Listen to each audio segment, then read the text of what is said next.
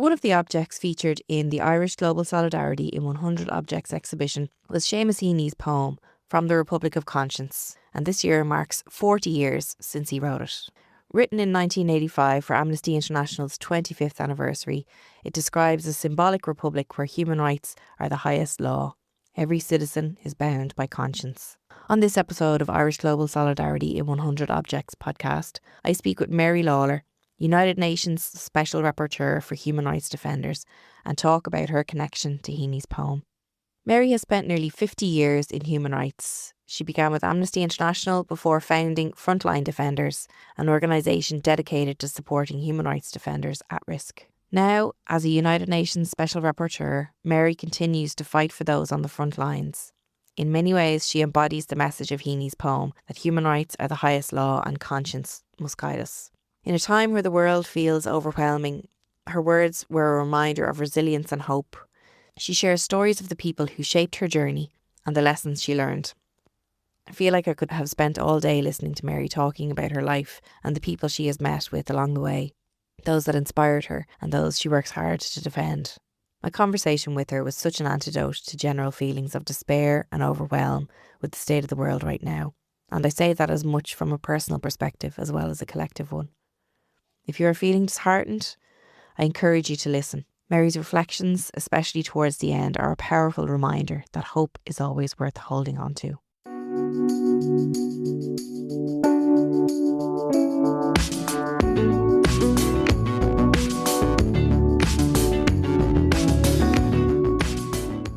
Mary Lawlor, thanks so much for your time today to talk to us about your connection to our exhibition, our 100 Objects exhibition.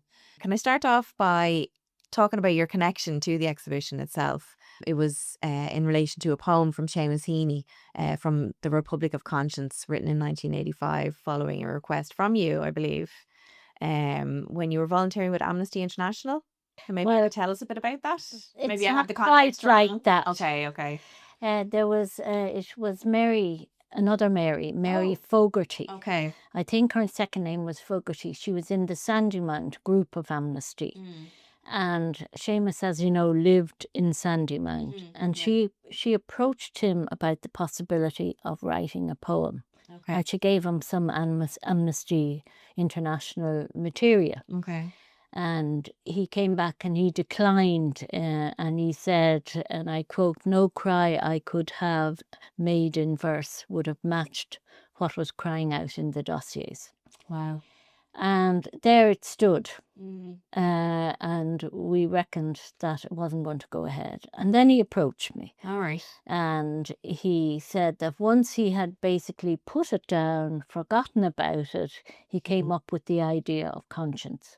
Okay. So that's how it started. And that's really how the poem came about. And as it was the 25th anniversary of Amnesty, and he wrote the poem, and then we launched it, I think, in 1986 at an event. But he was always a great supporter of Amnesty, and after Amnesty, a great supporter of Frontline, and just a lovely man. I mean, I treasure the letters, and he'd always handwrite you a letter. Yeah. You know, he'd never just send you an email. You'd get a lovely little card or an inscription on a book of poems or something like that. Yeah, well, we actually had the poem. Now, I don't know if it was an original of his handwritten version of the poem. That was what was in the exhibition. We hung it up on the wall, and it did look, a lot of people commented like it was just so beautiful, like just makes it all the more beautiful having it like that. Yeah. So that's really how it came about. I mean, he was one of the people that I really thought was so tuned into human rights and equality, and he had such a gorgeous way of speaking. And you know, I have many memories of him because I met him down through the years. And one of my other favorite memories was this book of poetry, of human rights poetry, and I can't remember the name of it now, but Václav Havel was in Trinity getting, I think he must have been getting a doctorate, and I was there, and Seamus was there, and I remember going over to Seamus and asking him would he write an inscription on his poem from the Republic of Conscience to give to Václav Havel. Yeah. And he said he would, because I was giving Václav Havel a copy of the poetry book, whatever the name of it was. And it was really quite special. Yeah. And then, of course, Václav Havel, he drew his, he used to always draw little hearts on everything. So he drew a little heart in it. That's an amazing story. Yeah, amazing.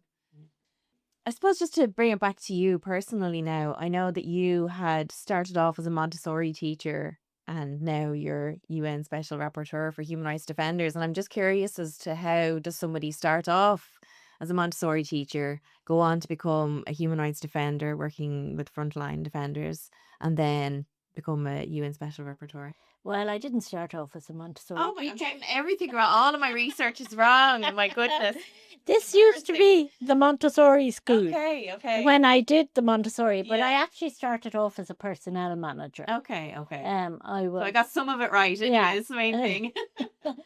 I did psychology and philosophy in college, Okay. and then I did personnel management after it, and I also did Montessori teaching. Okay. But the first thing I did was, oh, actually, I think you're right. I did start off as a personnel, as a Montessori teacher. It's gonna sound like a bribe now. I blanked out at the couple of years after I graduated from Montessori. You see, I finished in college and I went to Canada to sell encyclopedias during the summer.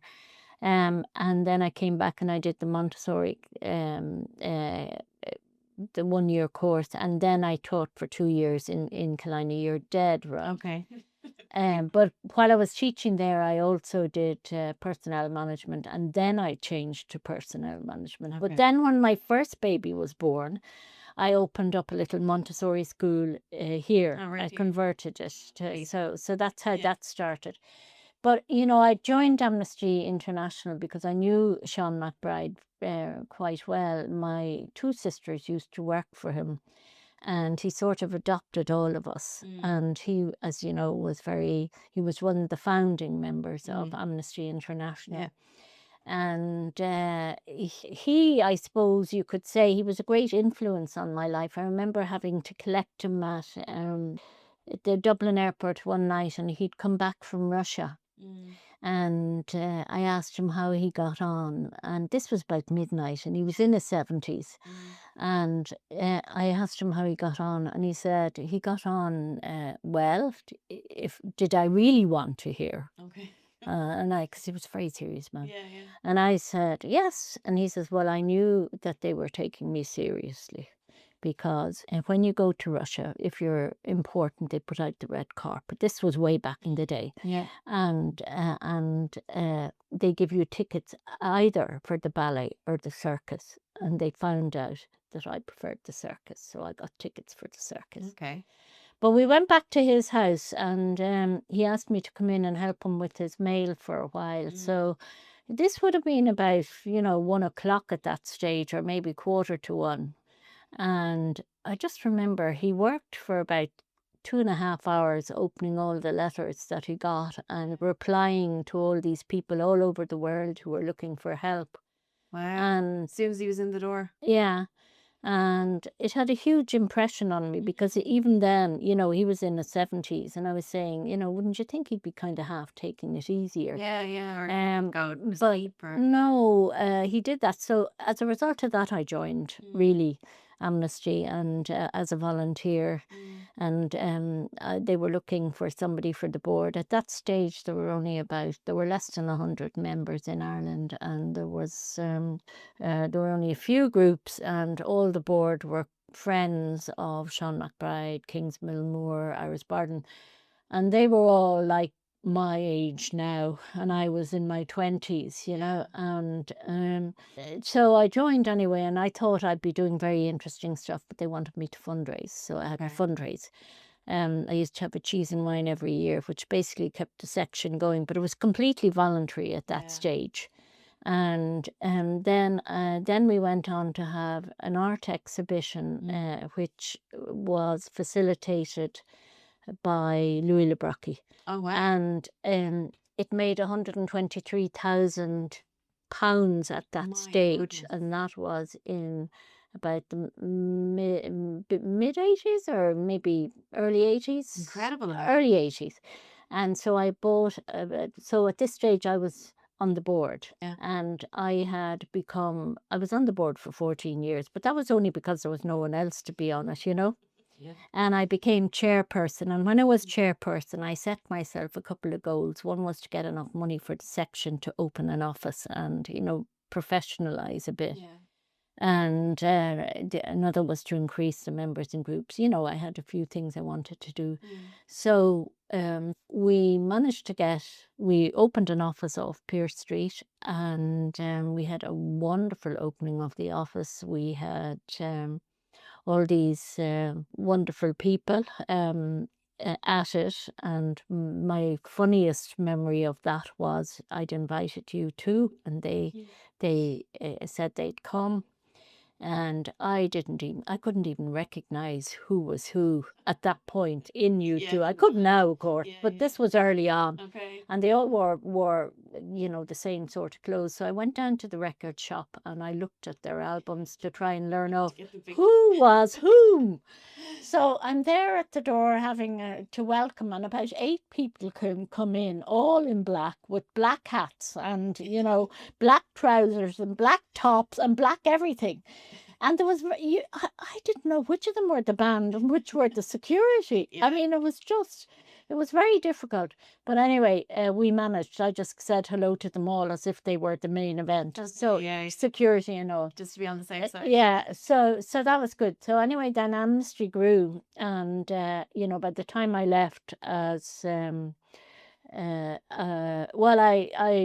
left as chair after I accomplished my goals, but then the following year there was a vacancy for director because the person I appointed finished. So I wondered about applying because I had 2 very small children at the time, but I did apply and I got it. Wow. But the only reason I got it was their number one wanted too much money, Oh. so they gave it to me.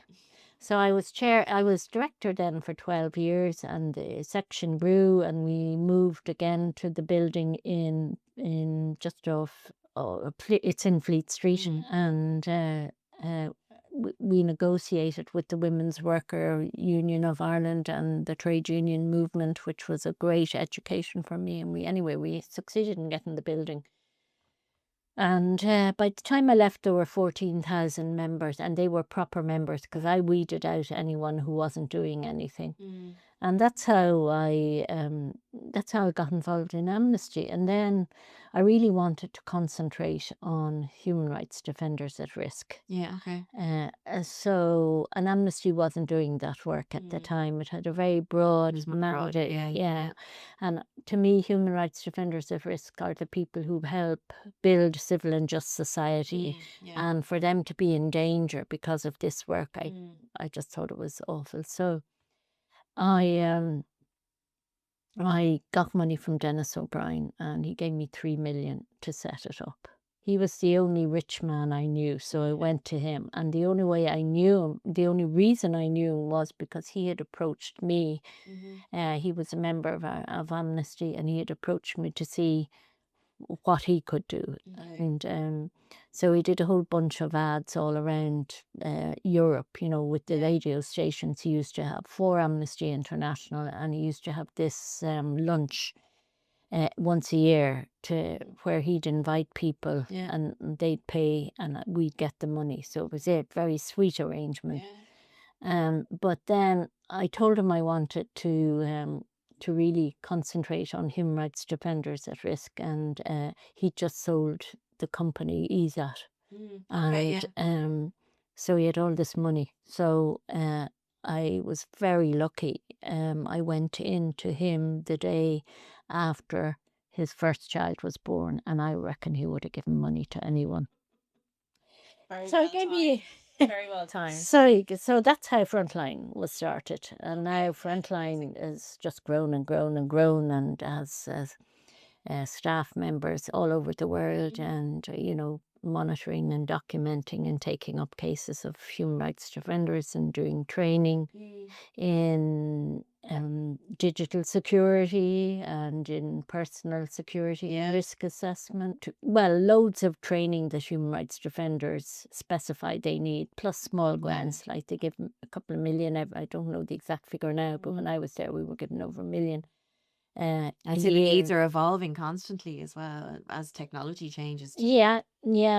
But it's the needs will always be there, but the people will always be there. No matter what goes on in the world, you will find people defending human rights. There's about 10 million human rights NGOs around the world working on behalf of human rights, and there's more young people now than ever before. So, when things seem hopeless, it's good to remember that. And, when I started in the 70s, it'll be 50 years the end of this year for me. When I started in the 70s, there were all these brutal dictatorships all in Latin America.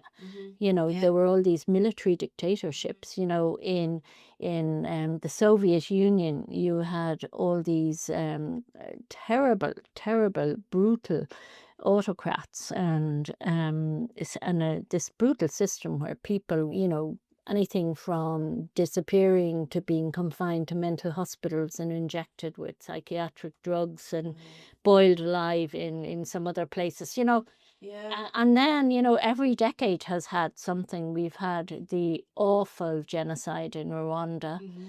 We've had Sierra Leone. We had the, like Idi Amin and all of those. So it's and countries go up and down. They go up and down. Even though Latin America has loads and loads of problems, it is still not. They're not dictators anymore. At least there's a semblance of participation in democratic processes. Absolutely. So then of course over the last few years we've had the desperate situation in Syria, in Gaza, and at the moment in Tigray. So there's always something, and you just have to, in my view, it's just important to persist and resist and just do what you can. Yeah, absolutely agree 100%. Yeah.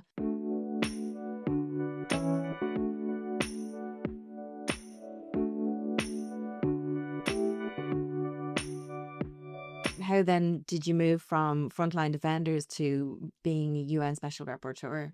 How does that jump Right. up? Well, I retired in 2016 from Frontline Defenders, and I became active in boards of NGOs. And then I realized I was still working full time, so I stepped back a few of the boards, and I only stayed on the ones that I really liked. And then this position, because this, like do you know anything about the system of special procedure? I'm not sure Okay, how right. how Well, I'll point explain. works. Yeah, I'll please do. explain Yeah. a tiny bit. So there are independent experts of the UN called special procedures, and they are appointed by the Human Rights Council. And the way it works is you have an interview with an ambassador from each of the 5 regions. And they then, from the pool of people who have been either they've applied or been nominated. The Irish government actually nominated me, but you can apply yourself. What happens then is the president of the Human Rights Council looks at the 3 names that this group of ambassadors have submitted, and then she decides, well, in my case it was a she, she decides who will get the job. And I was absolutely sure that this guy called Santiago Canton would get her from Argentina, whom I know because I went to Western Sahara with he used to work with Kerry Kennedy, the RFK Centre, and she asked me to go on a mission with her to Western Sahara, which I did, but he used to work for her. Okay. But then he joined the Inter-American Commission of Human Rights, and he was the Commissioner on Human Rights Defenders, and he had done loads of stuff for the UN, and and he was an academic, and they absolutely adore academics. Okay. So anyway, so I got through. I was in the first 3, and then it looked like he was number 1, I was number 2, and this woman from Colombia was number 3. I thought what would go against me was the previous rapporteur was also from Europe, and they Okay. generally go. It's a very political process. Yeah. So anyway, then the Human Rights Council president has to go and talk to all the regional groupings to see how they, will they approve of the names. And when it came to the Latin American grouping, Venezuela refused to have Santiago Penton. Oh wow. Okay. So between Venezuela refusing and me being a woman and the really effective lobbying of the Irish government and other people who knew the council president personally, I got the job. Amazing. It's not really a job, it's a voluntary position. Yeah. But I got it. Got the role. Yeah. Okay. I wasn't aware of that. Like, it seems like it's quite an arduous process. It is. It Yeah. starts in October, and then the successful candidate is appointed the following May, but you learn about it. I learned about it on Paddy's Day, Yeah. So, There you go. yeah. The celebration day. So that's Yeah. how it all happened. And just to kind of, I suppose, your passion for human rights in general, you mentioned your relationship with Sean McBride very early. And I'm curious, like, did you have any kind of moment or, where something clicked with you about the importance of human rights? Was it back then when you were, I suppose, learning from your relationship with Sean McBride? Or was there a moment just personally where you were like, no, this is something that's really important that I want to kind of follow and go with?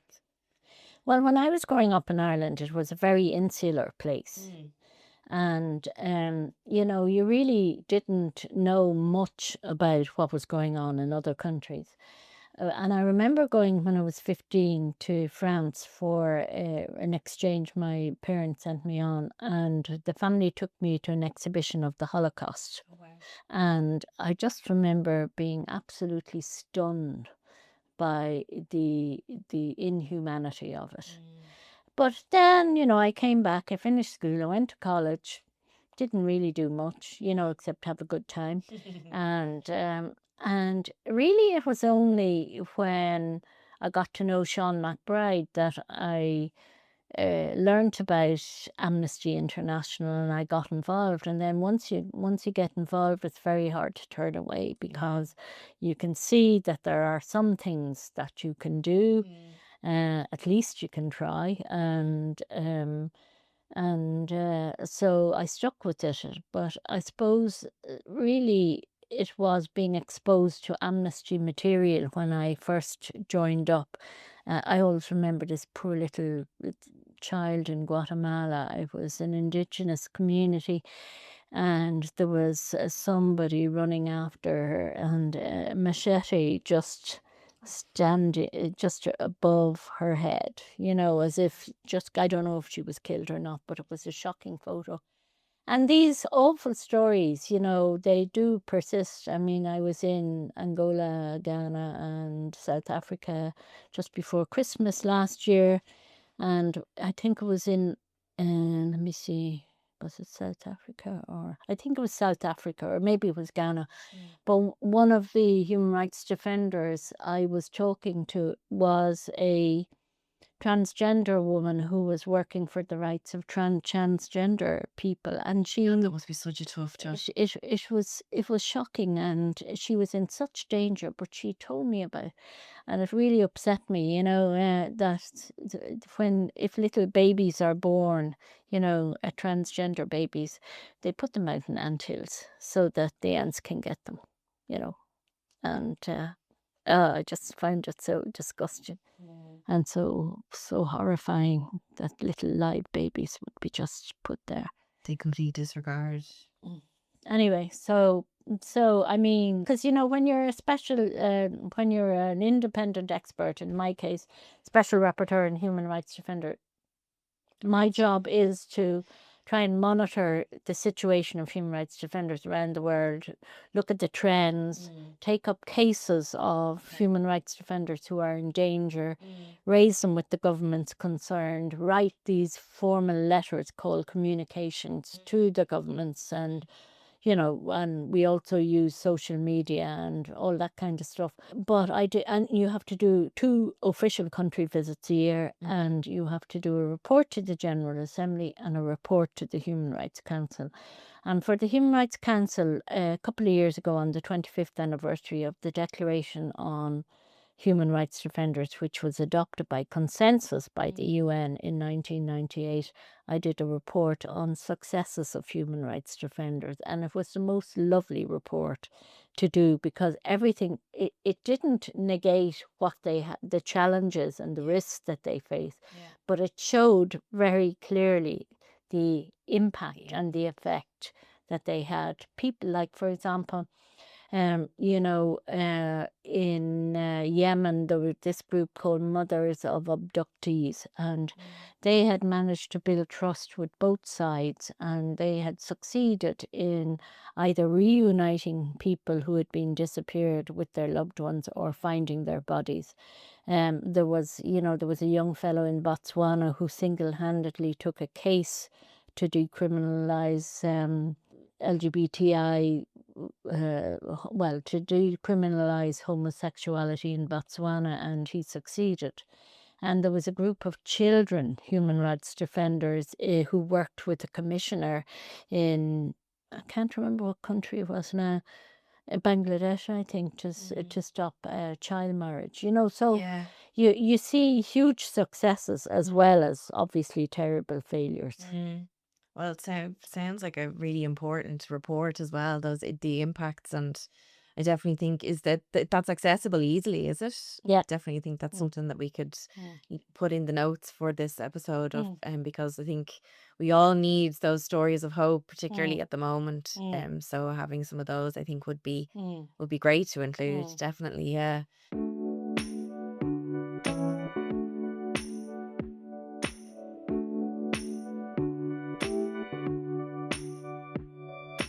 I mean, we've touched on kind of what's happening around the world at the minute, and you've touched on some of the technicalities of your role. What I wanted to ask you was about, at a time when human rights and the institutions that uphold those rights are under attack, quite worryingly so. And as a human rights defender yourself, like how do you respond to these challenges, and how can we respond to these types of challenges? It is true that the institutions are under attack. We've seen the rise of the far right. We've seen, the rubbishing of rights under the frail, I would say, notion of what they call wokeness. They like to use that word instead of talking about the universality and the equality that everyone is entitled to. Yeah. And we've seen these people like Orban in Hungary. Now we have Trump in the States, and they're all being emboldened. And I saw very clearly myself just before Christmas. I was after Africa, I went to Geneva, and I had a meeting with lots of meetings, but I just remember particularly the Azerbaijani ambassador. He was, and I brought up a case, with him.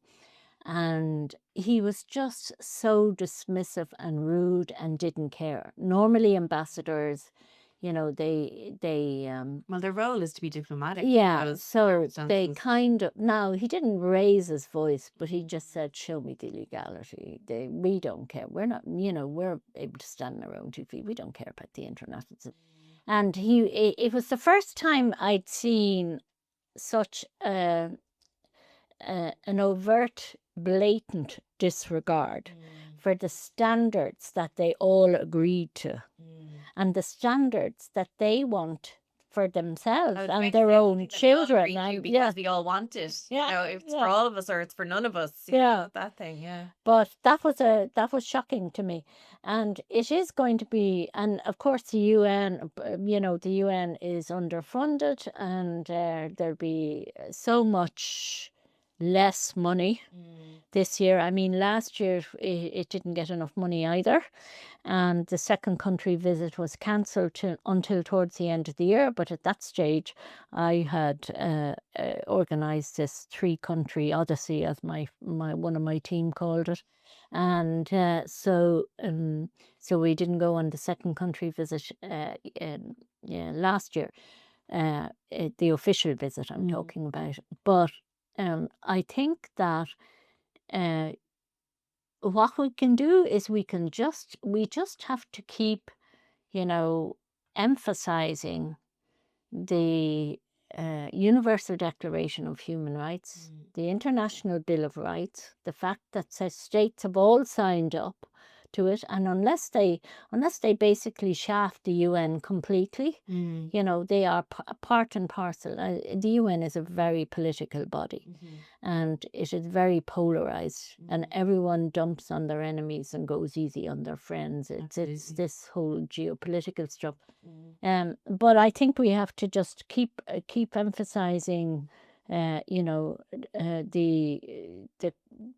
the aspirations that brought the UN into being, and also fight the double standards, because like I was in Algeria, and the defender said to me there, they are so unable at this point in time to get society to go with them, because society sees what was happening in Gaza, and they look at the double standards of the West, between Gaza on the one hand and then Ukraine on the other hand, and what wasn't permitted in Ukraine was permitted in Gaza. So I think that's going to be a huge fight. But the thing is, it is extraordinary. Like the world has come through these awful things before, and it will again. It's just the way life is and humanity is. There are always going to be good people, in every society, who will work for the rights of others, And these Because things are there's a- never easy either. Well, And I think sometimes, in retrospect, I think it's very easy to think, when change happens and change is made, that it's a very clear process because you can see the process. But when you're in the middle of the process, it can feel. But I would argue with you that different. change isn't a clear process. I would say that, in the 90s, when the wall came down, and, there was quite a benign period for a few years. There were loads of human rights violations, but at least there wasn't these desperate conflicts just after the wall, and there was a sense of hope. And everyone thought, well, we're on a trajectory towards the implementation of rights.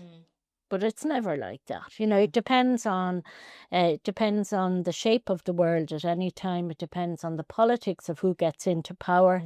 It depends on who they want. It depends on their economic situation. It depends on their, And whether they could bring society with them, as you've mentioned. Yeah, and a lot of society is still very, very conservative, in so many places, or they have cultural or religious norms that are different to what you might consider to be a rights-based approach to just the universality of rights, and the interdependence of rights. I was reading an article that you had written. Now, it was a reflection of 2022, so it's a couple of years back. But there was a quote that I found really interesting. At the end of your article, you were talking about dealing with current crisis and things like that and working together. And you were saying that a starting point is for states to recognize that human rights defenders are not the enemy and that they have a crucial role to play in creating more just and equal societies. And the failure of governments and corporate leaders to listen to their voices has contributed to many of the problems we are facing today. And I was so struck by that because that was a reflection of 2022, but it almost reads as a prediction for now. But I think it's always going to Like, be the case, you know, because human rights defenders in so many countries at so many different times, and it doesn't have to be, you know, limited to 22 or, you know, 2004 or, you know, it's the fact that they take up the unpopular causes. They take up, you know, the poor. They take up the marginalized who are, for example, have disabilities. They, apart from working, you know, against torture or for fair trials or whatever, they're taking people up generally who are on the fringes already. And so then they themselves are targeted. And I always say repression is a measure of effectiveness, because if they weren't making a difference, they wouldn't be targeted. yeah. But like, for example, I was in Tajikistan and I went to the prison to see these two very young defenders who are sadly still there. One of them, his baby was just a week old, and he hadn't seen the baby, and the other one was the only remaining son of, because there were health issues in the family of this other, she was a widow at this stage. But all they had done, one was a journalist, and all he had done was report on this conflict that had taken place, you know? And the other was a photographer who had been with him, you know? Yeah. So Just basically documenting. yeah, Like, yeah. So you get all kinds of, you get all kind, and they were in a remote area. And always, if you're in a remote area, it's easier to be targeted because there aren't enough people watching. The defenders aren't connected either nationally, regionally, or internationally. They have problems with transport. They have problems with internet. They have so many extra additional problems. Disappearance of defenders is easy to accomplish. So for me, it's this business, and like, I mean, there are a lot of people in Ireland who are working in human rights, but they're not at risk. no. But they are still, you know, protecting and promoting the rights of others. Now, the people I deal with are only people who are in danger because of this work. But, you know, if you looked at some of the people who work in Ireland, either, say, on children's rights or on women's rights or on LGBTI rights, or, you know, against poverty, or, you know, they're exactly the same kind of people who would be targeted elsewhere for that work, Yeah. you know? Yeah.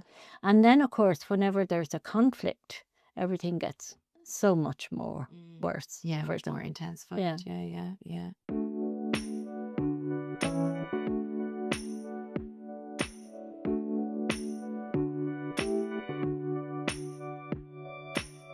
I was watching a video on your social media of you speaking at a UN General Assembly. Your official Instagram account, and you were speaking at a UN General Assembly there recently, and you were asked what could be done to support human rights defenders in Gaza.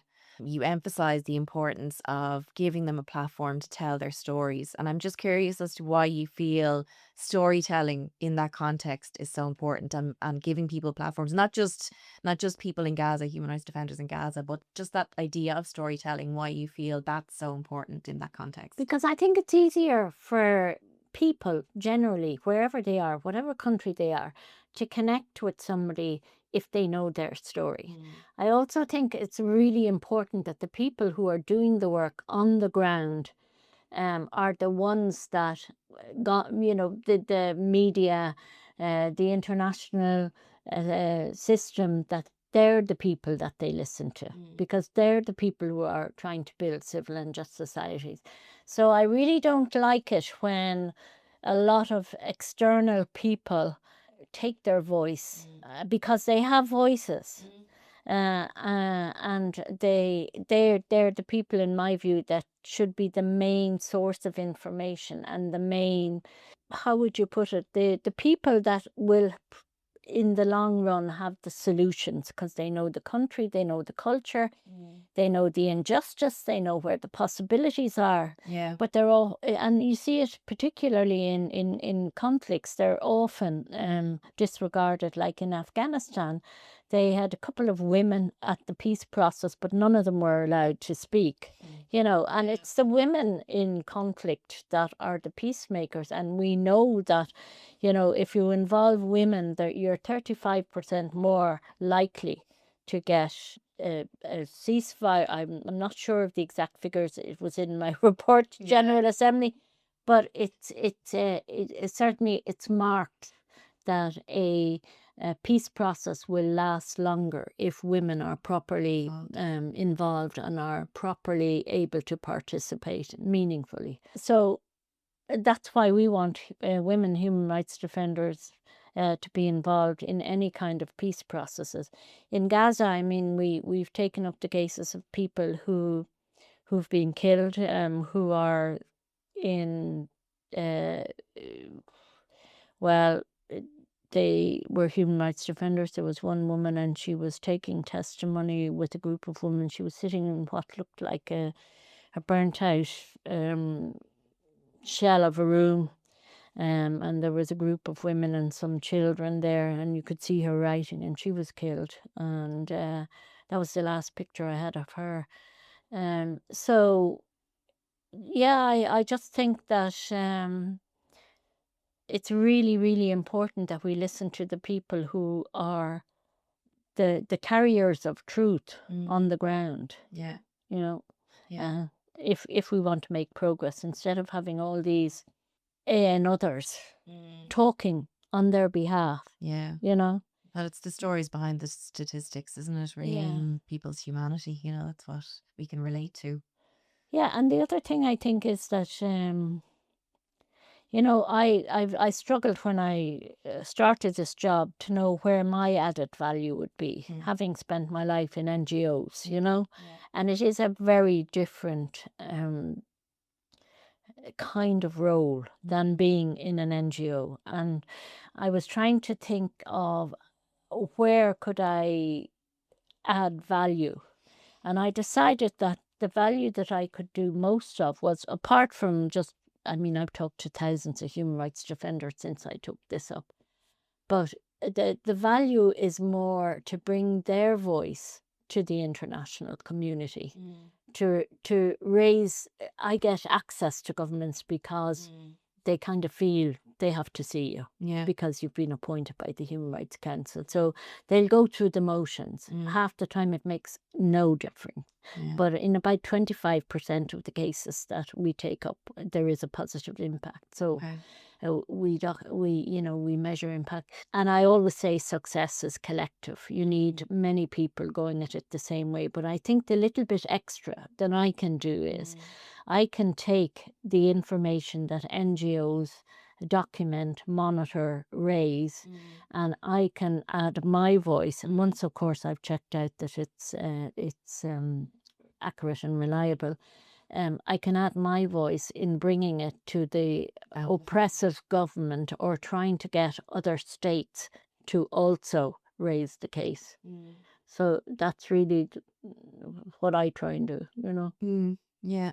Yeah. You're talking about your added value, and you know, like, as we all try to understand our role in the world, is there can be so much noise, whether it's on social media or in mainstream media or just in society in general, and so much of that, I know I felt this personally in the last 15, 16 months, where we, like, it can cause us an awful lot of despair, and the potential to disengage with the issues is there as a result, because sometimes it just becomes too much and too difficult to manage. And I suppose with your background, with a bit of education there too, and your passion for defending human rights, I just wanted to ask, what advice would you have for, whether it's people in education or people working in NGOs or just people in general, how to cut through the noise and to ground ourselves and to focus on, I suppose, the job at hand or the issues that we should be passionate about? Well, I think you've more or less said it there. I mean, you're not going to solve everything in the world. No. You know that. Yeah. And, but there is something everyone can do. And for me, it's about making human rights work a part of your daily living. It's about your value and whether or not you see that it's important in your own life. After that, it's in the lap of the gods. All you can do is your bit, and all you can do is try. And you have to, obviously you have to find resilience in order not to give way to disengagement or despair. But if you are, working in a particular field, that is your job. And you do it. And you do it to the best of your ability. And you just let it go then, because you can't control it, but you will know that you have tried, and you will know that you're being true to yourself, and you will know that you're trying to implement your values. You also meet friends and family and music, and in my case, baths and stuff like that, Well, thank you for that message of hope and there is always hope. yes. I mean, my motto with human rights defenders is solidarity and hope. Yeah. Because these are the two things that I found over a very long time that human rights defenders they really look for. They look for solidarity, and even if you can't do anything, to know that they are being supported, and they look for hope because everybody functions on hope. And this just reminded me this thing. This was a quote I did that they put on for some equi talks. I had to do a talk, and they gave me a book then with a quote.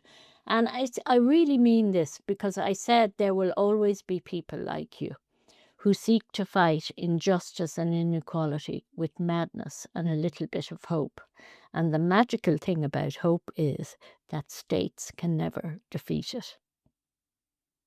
Well, I think that's as good a place as any to end it. I love that. Solidarity and hope. Thank you, Mary. You're welcome. Thank you very much.